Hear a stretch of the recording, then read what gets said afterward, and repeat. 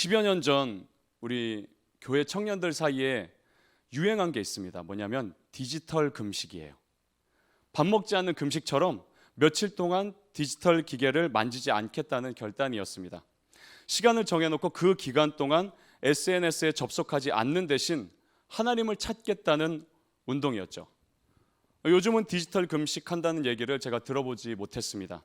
하지만 이게 나에게 필요하다는 생각은 다들 한 번씩 하며 살 것입니다.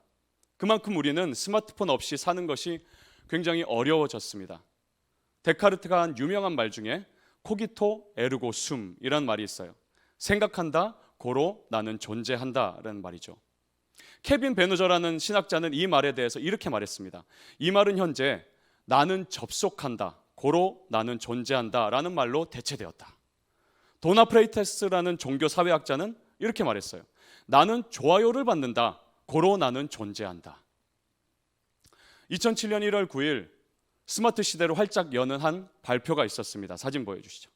아이폰이 처음으로 세상에 공개되었죠. 그 후로 13년이 흘렀습니다. 스마트폰과 온라인 세상은 폭발적으로 확장이 되었죠. 이제 집에서 터치 몇 번이면 거의 대부분의 일을 해결할 수 있습니다. 원하는 물건을 몇 초 만에 구매하고 바로 다음날 아침 문 앞에 배달됩니다. 마켓컬리에서 하는 광고를 보면 갓 따온 야채를 곧바로 배달해 준다고 얘기를 합니다. 이런 스마트 시대를 요약해서 표현한다면 간단, 간편, 신속, 비대면, 익명, 알림 등입니다. 여기에 덧붙여서 스마트 시대의 조심할 부분을 표현을 해보겠습니다. 중독, 제어 불능, 익명성의 악용, 끝없이 울리는 알림, 불안, 초조, 집중력 분산, 디지털 감금. 우선 이 정도만 제가 열거를 해볼게요. 또 사진 보여주세요. 스마트폰 일상이 예배가 되다라는 책에서 저자 토니 라인키는 이렇게 말합니다. 정신을 팔 수 있는 것을 늘 손 가까이 두지 못하게 하는 것, 그것이 바로 독방 감금, 인간이 가장 두려워하는 징벌이다. 그것이 바로 폰을 집에 두고 나왔다거나 폰을 잊어버렸거나 폰의 배터리가 방전되었음을 깨닫는 순간 마치 독방에 갇힌 것 같은 기분이 되는 이유다. 손 안에 든 기기만 있으면 10초 안에 재밌는 게임을 실행시키고 수많은 알림들이 울려대면서 우리 정신을 산만하게 만들어 가장 필요한 것, 가장 중요한 현실에서 고개를 돌리게 만든다. 여러분, 저는 여러분이 온라인 시대니까 이런 현상을 그냥 받아들이고 적응해야 된다고 생각하지 말기를 바랍니다. 온라인 시대에도 하나님의 백성들은 분명한 기준이 있어야 돼요. 오늘 설교를 통해 여러분이 변화되길 바라는 부분이 바로 이 점입니다. 누구나 아침에 눈 뜨면 스마트폰부터 확인한다고 우리 역시 따라할 이유는 전혀 없어요. 버스를 타고 지하철을 타고 길을 걸을 때 누구나 온라인에 접속하고 이것저것 본다고 우리 역시 그대로 할 이유는 없는 것입니다. 스마트폰이 우리에게 가져다 준 유익이 여럿 있어요. 그렇지만 빼앗아간 것들도 있습니다. 그중 하나가 찬찬히 읽고 생각하는 능력이에요. 유튜브를 보더라도 우리에게 필요한 능력은 순식간에 화면과 자막을 읽고 파악하면서 시각적 순발력이 좋아야 하는 점입니다. 천천히 읽어가며 무슨 내용인지 깊이 생각하는 능력은 필요하지 않아요. 우리가 가진 능력은 사용하지 않다 보면 자연스레 약해집니다. 그러다 보니 조금만 긴 문장을 만나도 힘들어해요. 가독성이 낮다거나 지루하다는 이유로 그냥 손에서 놔버립니다.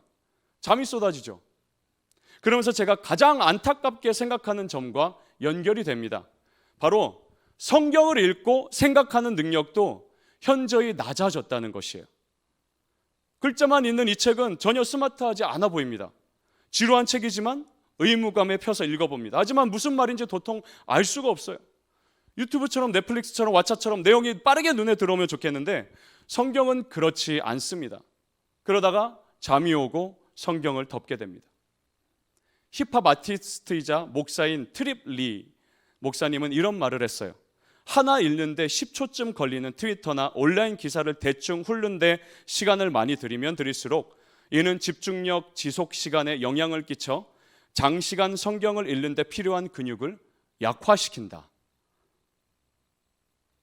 얼마 전 제가 휴가를 보내면서 목포에 있는 처제 집에 갔습니다.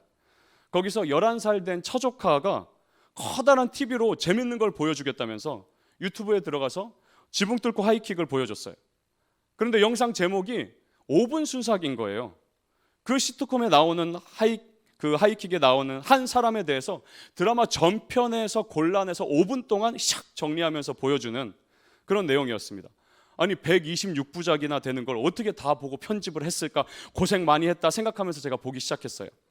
정말 이순재면 이순재, 신세경이면 신세경, 딱 5분 동안 핵심 영상을 딱 모아서 보여주는 거예요. 그런데 신기한 건 3편, 4편 보다 보니 그 5분도 길게 느껴지기 시작하는 거예요. 그래서 생각된 건 이렇게 지금 온라인으로 보는 설교도 와닿지 않는 사람에게는 5분도 길게 느껴지겠구나. 온라인 시대의 예배에 집중하라는 건 정말 소화하기 힘든 말입니다. 하지만 사랑하는 여러분, 앞으로도 온라인 예배를 그냥 영상 하나 보는 것 같이 대하는 우리 모습을 그냥 이대로 놔둬서는 안 됩니다. 오늘 우리가 읽은 이 말씀을 통해서 온라인 예배도 참된 예배답게 회복해야 하는 것이 저와 여러분의 결단이 되기를 주님의 이름으로 축복합니다. 오늘 본문은 우물가에서 만난 사마리아 여인과 예수님의 대화입니다. 이 여인은 남모르는 아픔이 겪고 있었어요. 그런데 그 아픔이 꽤 커 보입니다. 남편을 데려오라는 예수님의 요청에 이 여인은 남편이 없다라고 말해요. 그러자 예수님은 신적인 능력으로 여인의 삶을 꿰뚫어 보시고는 말씀하십니다. 17, 18절 예수께서 이르시되 내가 남편이 없다 하는 말이 옳도다. 너에게 남편 5이 있었고 지금 있는 자도 너의 남편이 아니니 너의 말이 참되도다. 왜 너는 남편이 5이나 있었냐? 왜 5번이나 결혼하고 이혼했냐? 각각의 이혼 사유는 무엇이냐? 혹시 너한테 무슨 결점이 있는 거 아니냐? 지금 동거 중인 남자는 왜 결혼 못하고 동거만 하고 있냐 묻지 않으시고, 같이 사는 남자가 있지만 그 남자를 남편이라 부를 수 없는 그 여인의 가슴 깊은 아픔만을 이해하시며 네 말이 맞다 라고 말씀하십니다. 지지난주에 함께 본 사사기에서 이스라엘을 고통스럽게 하던 구산 리사다임 왕 여러분 기억나시죠? 2배로 악한 왕이란 뜻이었어요. 이 여인의 삶이 이렇게 갑절의 고통 중에 있었습니다. 아무도 몰랐고 아무에게도 얘기할 수 없는 부끄러운 문제였어요. 그런데 한 남자가 찾아와 고통 중에 있는 이 여인의 숨겨둔 마음을 만져주신 것이에요. 내 아픔을 알아봐 주신 것이고 내 고통을 공감해 주신 것이에요. 그러자 이 여인의 반응이 특이합니다. 갑자기 예배에 대한 문제를 꺼냅니다. 20절 볼까요? 우리 조상들은 이 산에서 예배하였는데 당신들의 말은 예배할 곳이 예루살렘에 있다 하더이다. 예수님이 먼저 물어보신 것도 아닌데 사마리아 여인이 먼저 예배에 관한 얘기를 꺼냅니다. 우린 여기서 아주 중요한 영적 진리를 발견합니다. 모든 사람은 진정으로 예배할 대상을 찾아 목말라 한다는 것이에요. 사람들은 일평생 무언가를 예배하고 숭배하며 쫓아가며 살아갑니다. 그런데 그 대상이 하나님이 아닌 경우 계속 목마릅니다. 계속 채워지지 않습니다. 팡세로 유명한 파스칼이 이런 말을 남겼어요. 우리는 우리 자신을 복잡하고 바쁘게 만들기를 원한다. 바쁘고 복잡해지는 걸 불평하면서도 무의식적으로 바쁘고 복잡하기를 원합니다. 한가하면 자기 자신을 들여다보게 될 것이고 자기 마음의 소리를 듣게 될 것이고 마음속에 뻥 뚫려 있는 커다란 구멍을 보고 겁에 질리게 될 것이고 그 구멍은 너무 커서 하나님 말고는 누구도 채워줄 수 없을 테니 말이다. 그래서 오늘 본문의 사마리아 여인이 예수님을 만난 장소가 우물가라는 것은 시사하는 바가 큽니다. 우물에서 계속 물을 퍼올리고 마시지만 채워지지 않는 인간의 현 주소를 반영하고 있는 것이에요. 내가 늘 신경 쓰고 찾게 되는 것이 스마트폰이라면 내 숭배의 대상은 그 폰이 되는 것이에요. 누군가는 일이 됩니다.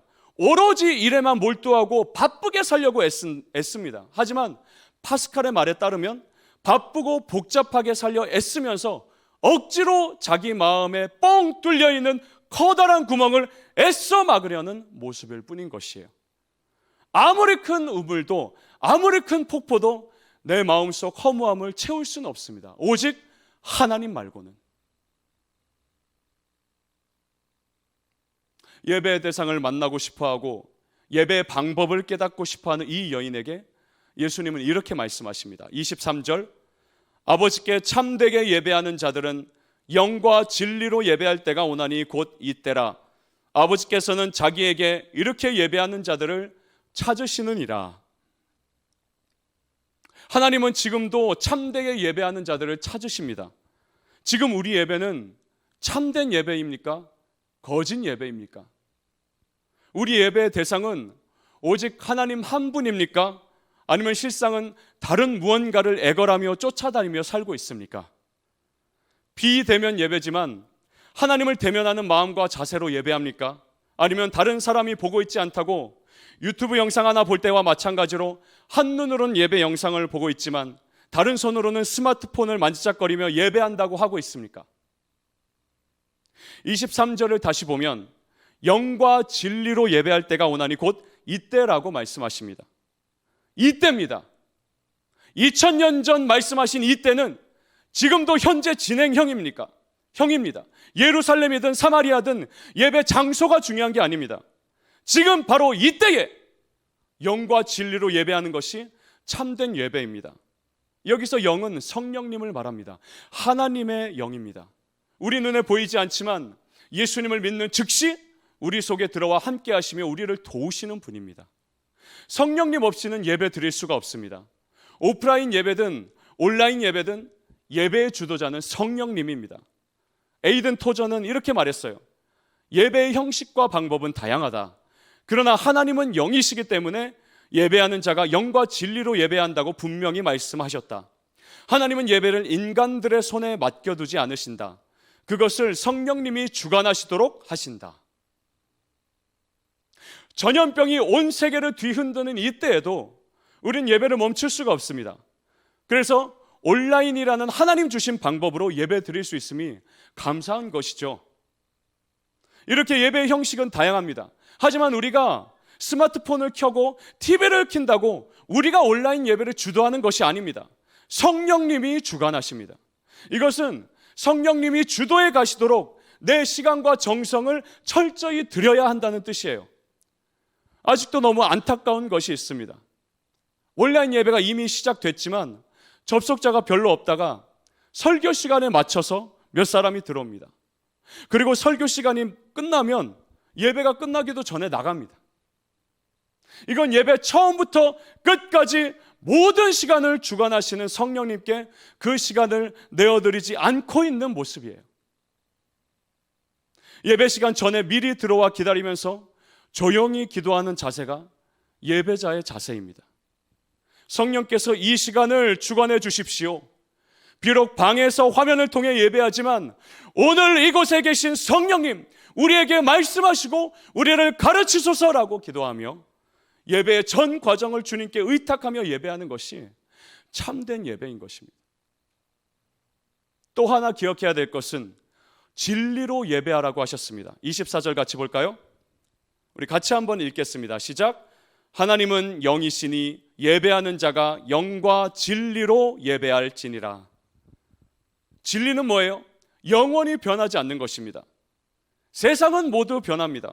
어떤 것은 변질되고 어떤 것은 뒤바뀝니다. 사람의 마음도 영원하지 않고 돈의 가치도 금의 가치도 변합니다. 완벽해 보이던 어떤 과학 이론도 시간이 흘러 뒤집어집니다. 몸이 죽을 듯이 아팠다가 건강하게 되기도 하고 평생 안고 가야 될 운명 같던 내 문제가 완전히 해결되는 변화를 겪기도 합니다. 무엇보다 내가 그렇게 믿었던 사람이 변할 때 우리는 상처를 받게 됩니다. 그러나 영원히 변하지 않는 것이 있으니 바로 진리요 하나님의 말씀입니다. 이사야서 40장 8절 풀은 마르고 꽃은 시드나 우리 하나님의 말씀은 영원히 서리라. 아무리 무성했던 풀들도 하늘에서 비가 내리지 않으면 말라버립니다. 꽃다발을 선물하려고 고르고 골라서 정말 아름답게 핀 꽃을 선물해도 며칠이 지나면 시들고 변색돼서 버릴 수밖에 없어요. 무언가를 위해, 그걸 향해, 그걸 성취하기 위해 열심히 그것만 보고 살아왔는데 나중에 보니 말라버린 풀 한 움큼일 때가 있습니다. 시들어버린 꽃일 때가 있습니다. SNS 시대에는 특히 다른 사람의 관심과 인정이 내 인생의 꽃처럼 여겨질 때가 있어요. 허다합니다. 에세나 오닐이라는 한 여성이 그랬어요. 19살의 호주 모델로 인스타에 팔로워만 50만 명이 있었던 스타였습니다. 그러던 어느 날 폭탄 선언을 해요. 소셜미디어상 내 모습은 가짜였다. 그러면서 그동안 올렸던 인스타 사진을 대거 삭제하고 남아있는 사진에 대한 설명을 수정해서 올립니다. 섹시해 보이기 위한 과도한 연출, 완벽한 음식 사진, 완벽한 여행 브이로그, 이런 것들이 내가 유명해지는 방법을 배운 교과서였다. 12살부터 16살까지 나는 내가 나 아닌 다른 사람이었으면 하면서 살았다. 16살부터 19살까지는 끊임없이 나를 어떤 틀에 끼워 맞춰 다듬고 내 삶에서 가장 뛰어난 부분만 편집해서 과시하면서 살았다. 그러면서 에세나는 이렇게 말합니다. 이제는 내 삶을 다른 누군가가 편집해서 조명한 삶과 비교하고 싶지 않아요. 화면만 들여다보던 시간을 내 실제 삶의 목표, 인격적 관계, 포부에 다 쏟아넣고 싶어요. 나는 그동안 인기가 높아질수록 더 공허해지고 더 외로워지고 남을 미워하게 되고 질투하게 되고 불안정해지는 사이클에 걸려든 기분이었습니다. 여러분, 혹시 조금 지나면 말라버릴 풀, 시들어버릴 꽃으로 하나님의 자리를 대신하며 살고 있지 않습니까? 내 인생을 올바르게 붙잡아줄 영원한 기초는 진리인 말씀뿐입니다. 하나님이 만물을 창조하셨다는 사실은 조금 지나면 뒤바뀌는 이론이 아니에요.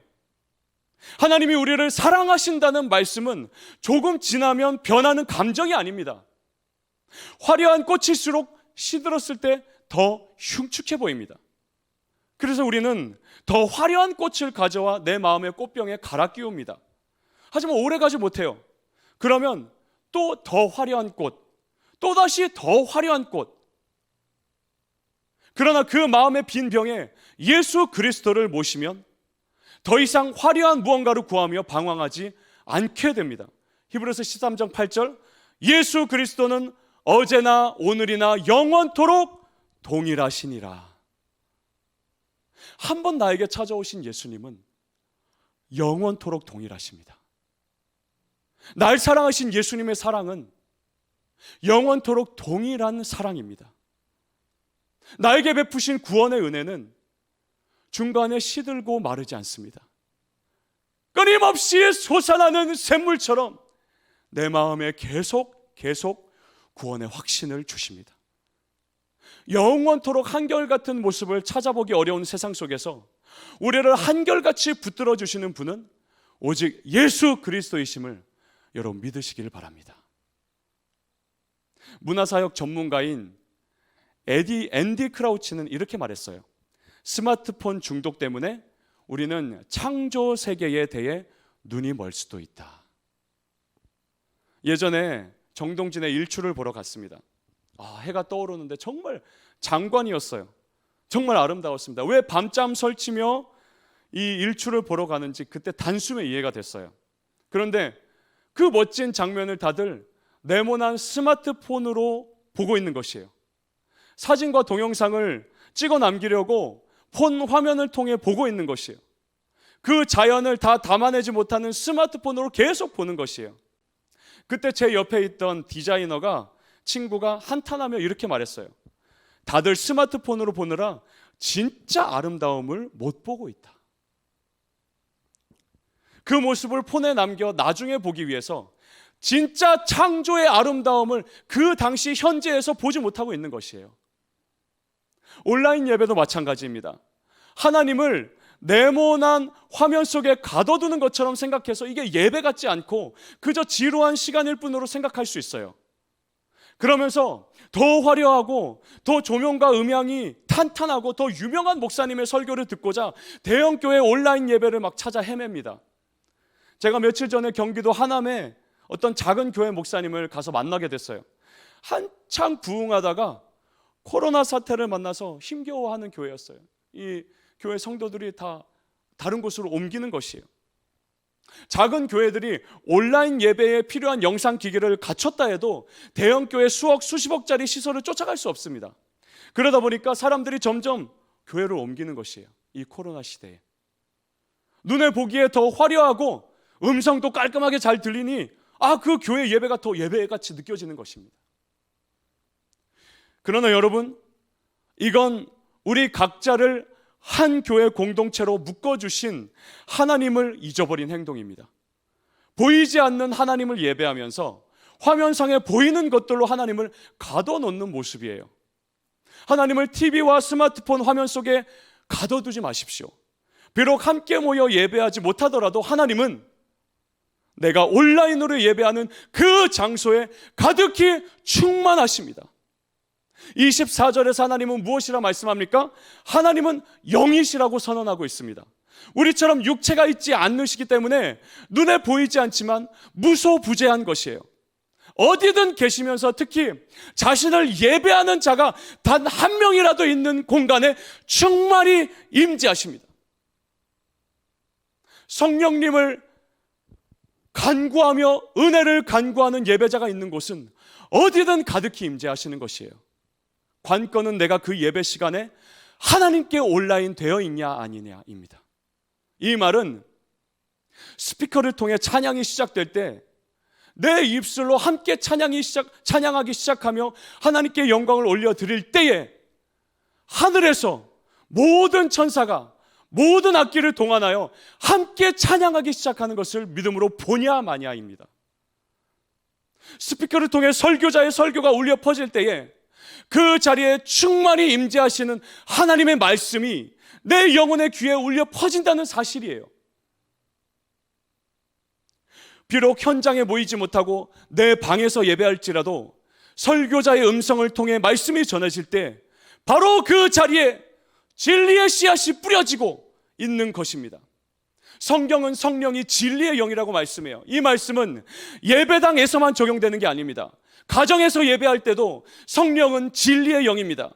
진리의 말씀이 전달되는 곳 어디에서든 그 말씀이 내 마음에 뿌려지고 믿어지고 날 구원하신 하나님의 은혜에 감격하도록 성령께서 역사하시는 것입니다. 2005년 여름에 제가 중국 남경과 상해 쪽으로 단기 선교를 갔어요. 보안에 극도로 예민하게 움직여야 됐습니다. 2명 이상 모여서 이동하면 안 되었고, 찬양과 기도를 모기 날개 소리처럼 조용하게 작게 하면서 며칠을 답답하게 보냈어요. 그러다가 남경에 있는 한인 교회를 가게 되었습니다. 교회라 봤자 작은 사무실 같은 공간이었어요. 근데 선교사님이 거기서는 큰 소리로 찬양해도 된다고 하시는 것이에요. 팀원 중에 저를 포함한 4명이 모여서 하나님을 높여 찬양하기 시작했습니다. 마음껏 소리를 내며 찬양했어요. 시키지도 않았는데 한 사람이 피아노를 치기 시작했고 저는 기타를 잡고 치기 시작했어요. 그 중국 땅에서도 살아계시며 영광 받기에 합당하신 하나님을 찬양하고 기도하는데 눈물이 쏟아져 나오는 것이에요. 두 뺨을 뜨겁게 적시며 흘러내렸습니다. 눈을 떠보니까 2-3시간이 훌쩍 지난 것이에요. 아무도 그렇게 시간이 지난지 모를 정도로 성령님께 흠뻑 빠져서 그 은혜를 찬양하며 기도하는 시간을 가졌습니다. 예배는 이런 감격이 충만한 시간입니다. 어떻게 나 같은 죄인을 구원하셨습니까? 어떻게 이 죄로 더러워진 나를 십자가의 보혈로 씻어 깨끗하다 정결하다 말씀하십니까? 어떻게 내가 천국에 들어갈 수 있는 자로 거듭나게 하셨습니까?